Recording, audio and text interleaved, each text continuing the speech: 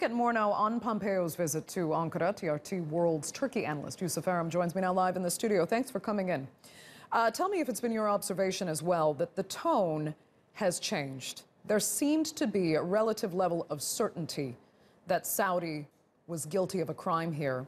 Now it seems there's a different level of patience. Çavuşoğlu himself said there'll be a lengthy investigation and we will comment then. He definitely said there'll be a lengthy investigation. He seemed very, very confident in his meeting, his body language, his facial expressions. He seemed very confident, and one can only suppose that confidence comes from the amount of evidence that Turkish officials have compiled in their two-week-long investigation. But have they had any response to President Trump's apparent faith in Saudi claims that neither the king nor Crown Prince Mohammed bin Salman knew anything about what happened? Well, Turkish officials have not directly engaged through rhetoric King Salman or MBS yet, but Foreign Minister Çavuşoğlu did express that the Council General's hasty departure from Istanbul yesterday was not the right move, and that it garnered negative reaction from the international community.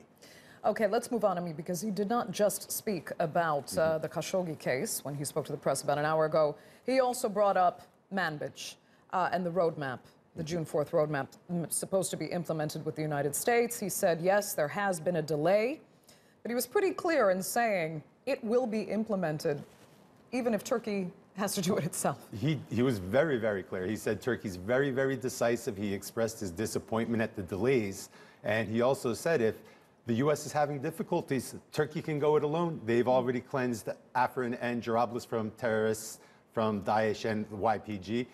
He said they'll do it in Manbij. He also said that Manbij will be a model for east of the Euphrates. So he's already signaling the future policies in Syria as being definitely east of the Euphrates.